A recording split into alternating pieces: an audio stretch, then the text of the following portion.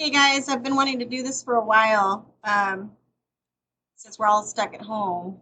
So hopefully this will help a little bit on how I'm just going to kind of show you how I do some super simple way to do a dodge and burn tool without having to actually use your dodge and burn tools. To me, the dodge and burn tool that's in Photoshop can be a little bit confusing.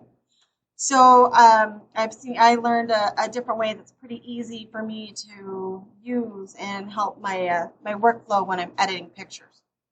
So I'm using this picture that I have over here of our beautiful Amber. This was at a beach shoot. I'm happy with the picture overall. It was really nice and clear. I edited the face a little bit beforehand, just to remove any, blemishes, anything that I didn't want to have around. Any scarring, sometimes people will edit those out, but I like them because it shows that they're a real person to me and I don't want to overdo the changes on their face. Sometimes I'll soften scars, sometimes I won't. Usually I'll talk to my clients and see what they want me to do.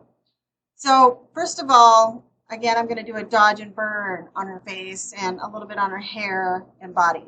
So quick, down and dirty, easy way to do a dodge and burn layer is to go into your layer panel. Make sure you have your layer panel up.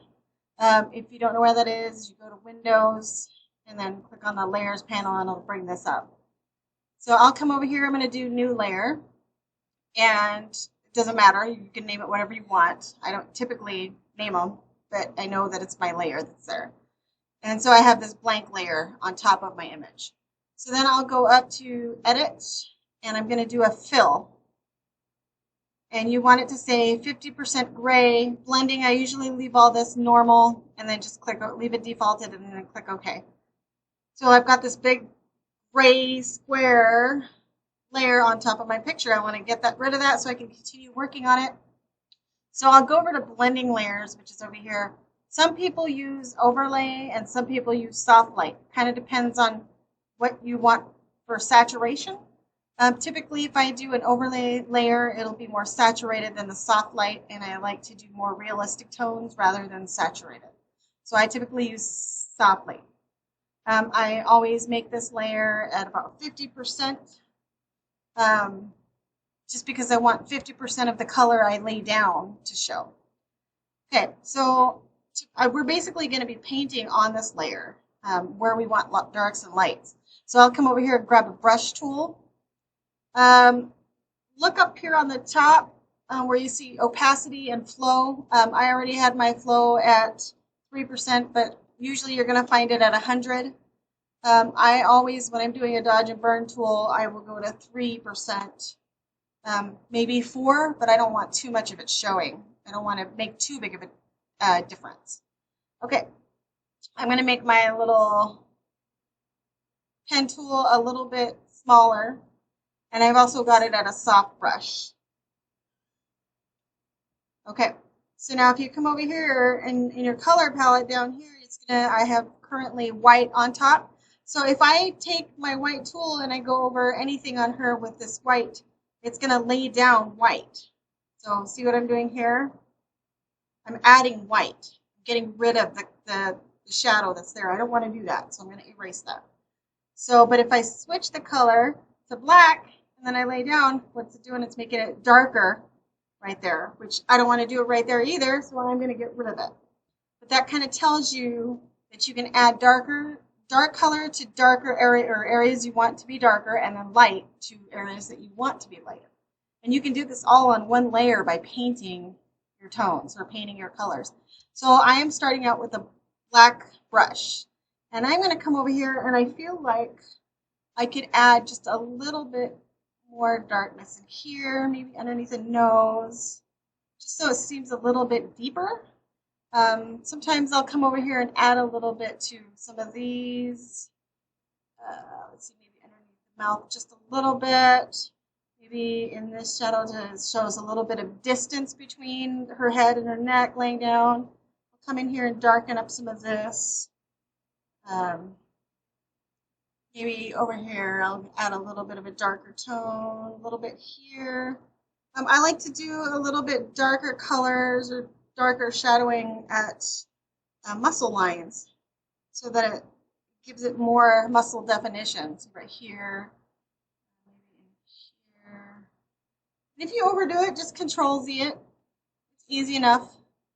Easy enough to undo it, and you're not using your actual background layer, so you're not destroying anything. Try not to do any adjustments on your actual layer, because you can't always undo enough to get back to where you were and save your picture. All right, so I'm going to toggle this on and off. You can kind of see where I've added more dark to it. So what you can do is some people might want to do a layer for each one. So let's say I want to do this layer for my shadows, the burning. And then I want to do a different layer for the light or the dodging. I don't know if I have this switched around. I don't know. I've always just done it this way. So, but I typically work on one layer because it helps with my workflow. So for now, I'm going to go down and I'm going to switch to my white tool. And then if I come in here, zoom in on her eyes, I'm going to go to a really small brush. And I can kind of come in here and add a little bit more light to her eyeballs, the irises. Here. Add a little bit here. So basically we're just painting some light in here, which is kind of nice. Kind of see what's going on here. I like to go into a little bit of the teeth, just to give a little bit of a brighter teeth. Also on top of this lip here, maybe a little bit, lighten it up. I'm going to go a little bit bigger brush. Come down here and add just a little bit of light to kind of lighten that down in there. Little goes a long way, so just make sure you don't have it on a huge setting or you're going to be unhappy and have to undo a lot. So I do also like to go into the hair. So I'm still on my white lighting brush, so I'm adding light to anywhere where I want it to be lighter. Kind of see over in the hair. La da la, la da da da da. There's that. And so I'm lightening this here, just making it all around lighter. Okay, I'm going to toggle back to my black brush, my black paint color. And I'm going to come back in and add some of these darks back so there's a little bit of depth in here.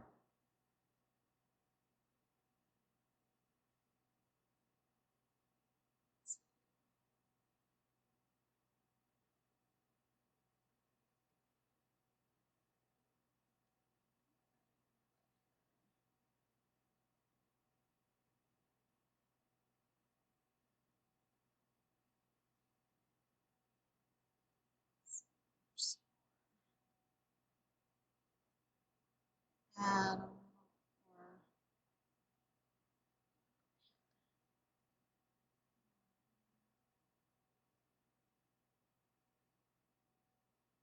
Just play with where you want your darkness and your shadows and your lights to go. I keep switching, toggling. I use X in Photoshop, the letter X, and it typically will switch between the colors. You look over here, switch between the colors I'm working with, and that kind of helps my workflow. Here, add a little bit of light on the nose, and I'm going to make a little bit of darks. All right, so I'm going to zoom out, and I may or may not be finished, I don't know, but here's what we've got so far. You can see the differences. See how much more depth it gives you? That's it. So that's how I do my little quick down and dirty dodge and burn layer. Create a new layer. I go into edit and I do fill, and when I do fill, I do it all, whatever's default there with a gray, 50% gray. Then I change it to soft light or overlay at an opacity of 50%. Use my brush tool at 3% flow, maybe more if you want to do more drastic, and then just paint on the layer what you want to edit. Hope that helped.